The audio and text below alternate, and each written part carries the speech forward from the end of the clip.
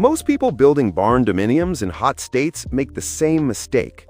They seal everything up tight, crank the AC, and wonder why their summer energy bills hit $400 to $600 a month. But there's a 200-year-old southern design that cuts those bills in half, literally, by working with the climate instead of fighting it. It's called the Dogtrot. And in 2026, it's making a serious comeback across Texas, Florida, and the Southeast. Today, I'm breaking down how it actually works, what it costs to build, and whether it makes sense for your property. Let's start with why this layout even exists. The Dogtrot design goes back to early American southern homes. Two separate structures, connected by an open-air breezeway in the middle. The whole thing sits under one shared roof. Before air conditioning existed, this wasn't decoration, it was survival. That open breezeway in the center created constant airflow between the two living areas. Hot air rose and escaped, cool air moved through. Indoor temperatures dropped 10 to 15 degrees compared to sealed cabins.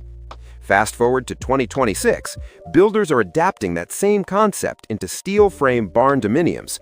Two enclosed wings, central breezeway, high metal roof, deep overhangs on both sides. But now you add modern insulation, spray foam, and zoned HVAC, so you get passive cooling when you want it and climate control when you need it. The result? Homes that stay comfortable in 100-degree summers without running AC all day. In recent case studies from Texas and Louisiana, Dogtrot layouts reduced cooling costs by 35 to 50% compared to fully sealed metal buildings of the same size. That's not marketing, that's airflow physics combined with smart zoning. Let's walk through a typical 2,400 square foot Dogtrot barndominium. From the outside, it looks like two symmetrical wings with a roof connecting them, but the center is completely open.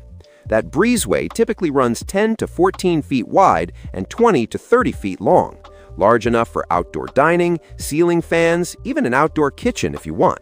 Now here's how most people organize the wings. Left wing, kitchen, living room, laundry, half bath, about 800 to 900 square feet. Right wing, primary bedroom, two guest bedrooms, full bath, another 800 to 900 square feet. Or if you're doing multi-generational living, one wing, full in-law suite with kitchenette, bedroom, and bath. The other wing, main family living, kitchen, bedrooms, kids' spaces. That physical separation creates privacy without adding interior walls or complicated layouts. No shared hallways, no noise bleeding through drywall, just space. And that breezeway in the middle becomes the social heart of the home. You're not walking through enclosed hallways to get from the kitchen to the bedroom. You step outside for 10 feet, then back in. Sounds odd until you live in a climate where being outside is comfortable 9 months of the year. Then it makes perfect sense. Why it actually cuts energy costs. Here's the science behind the energy savings.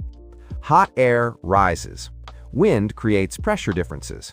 When air enters the breezeway from one side, it pulls stale air out the other side through open doors, transom windows, and ridge vents.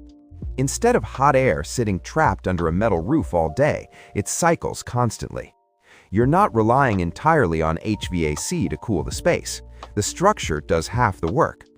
In practice, that means your AC runs 4 to 6 fewer hours per day during peak summer months. Indoor temperatures stay 5 to 10 degrees cooler naturally, even before you turn anything on. Energy bills drop from $400 to $500 a month down to $200 to $250. Over a year, that's $2,400 to $3,000 saved. Over 10 years, $25,000 to $30,000. Now, here's the catch. This only works if the house is positioned correctly. If your breezeway faces a brick wall, dense tree line, or the wrong wind direction, you lose most of the benefit. The breezeway needs to align with prevailing winds, usually south or southeast in most southern states. Orientation matters as much as the layout itself. We'll come back to that in the mistakes section. Let's break down what a 2,400 square foot Dogtrot barndominium actually costs in 2026. About 1,500 to 1,700 square feet of that is conditioned living space. The rest is breezeway, porches, and covered areas. Shell package. Steel frame kit from manufacturer, $35,000 to $60,000. Roof and siding installation, $20,000 to $40,000. Concrete slab foundation, assuming flat lot, $12,000 to $25,000. Total shell range, $70,000 to $125,000. Interior build-out. Framing and insulation, $25,000 to $45,000. Electrical and plumbing, $25,000 to $50,000. HVAC system, zoned for 2 wings, $10,000 to $20,000. Drywall, texture, and paint, $15,000 to $30,000. Kitchen and bathrooms, mid-range finishes, $20,000 to $60,000. Flooring, polished concrete or LVP, $8,000 to $18,000. Total interior range, $95,000 to $205,000. Turnkey total. In most southern states, $170,000 to $300,000. West Coast or Northeast can exceed $350,000, depending on labor and permit costs. For comparison, a traditional 2,400 square foot home in 2026 averages $180 to $250 per square foot. A Dogtrot Barndominium in the South typically lands between $120 and $180 per square foot. That difference comes from simpler framing, fewer interior walls, and reduced HVAC complexity. And if you act as your own general contractor or handle portions yourself, you can shave another 15 to 25% off total costs. Let's say your Dogtrot costs $10,000 to $15,000 more than a standard sealed barndominium of the same size. You're saving $200 to $250 per month on energy. Payback period? 4 to 6 years. After that, you're just pocketing the savings. Over 20 years of ownership, that's $40,000 to $60,000 in your pocket instead of the utility companies. That's not even counting future electricity rate increases, which are projected to rise 15 to 25% by 2030. This layout isn't just comfortable, it's financially smart long-term. Common mistakes people make. Mistake 1. Blocking airflow with solid doors on both breezeway ends year-round. If you seal it up, it's just a hallway. You lose the whole point. Mistake 2. Over-insulating and eliminating natural ventilation pathways. You need transom windows, operable vents, and breathing room for air to move. Mistake 3. Poor orientation on the lot. Your breezeway should run perpendicular to prevailing winds, usually north-south in most southern climates. If it faces east-west with no wind access, you're just building an expensive covered patio. Mistake 4. Making the breezeway too narrow. Anything under 8 feet wide feels like a tight corridor. 10 to 14 feet is the sweet spot for function and airflow. Mistake 5. Skipping screens on breezeway openings. In humid southern states, open air means mosquitoes, flies, and moths.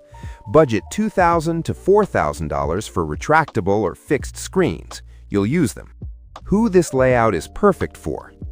This works best in hot, humid climates with consistent prevailing winds. Texas, Florida, Louisiana, Georgia, Alabama, Mississippi, parts of the Carolinas. If your region gets 180-plus days above 80 degrees and has steady south or southeast breezes, you're in the ideal zone. Also perfect for multi-generational families who need privacy without building 2 homes. People who want outdoor living space without adding square footage to their AC load. Rural landowners with acreage and flexible lot orientation. Anyone trying to reduce long-term operating costs without sacrificing comfort. Who should avoid it? Heavy snow states. The open breezeway creates drift and ice problems. High-wind mountain areas where constant exposure isn't comfortable. Dense suburban neighborhoods with limited airflow or tight lot restrictions. People who need constant 72-degree climate control year-round. The Dogtrot works with nature, not against it. That means seasonal variation. Also, skip this if you hate bugs or need complete indoor-outdoor separation. The breezeway is functional, not decorative. You'll be walking through it daily. Sometimes a compact rectangle is just a better fit. Why this design is gaining traction in 2026. Energy costs aren't going down. Climate extremes are increasing. Hotter summers, longer heat waves, unpredictable shoulder seasons. Designs that reduce reliance on mechanical systems are aging better than homes that fight the environment with brute force HVAC. The Dogtrot survived 200 years because it solves a fundamental problem: how to stay cool in hot climates without burning money. Modern materials make it stronger. Modern HVAC makes it comfortable year-round. But the core principle, passive airflow, is what makes it financially sustainable long-term. That combination is why builders are seeing increased demand for this layout across the South in 2026. It's not trendy, it's strategic. The smartest builds don't fight the climate, they work with it. The Dogtrot is 200 years of proof that airflow wins. Which state are you building in? Drop it in the comments and I'll tell you whether this layout makes sense for your region. And if you want more climate-smart barndominium breakdowns with real costs and no hype, subscribe. New videos every week. See you in the next one.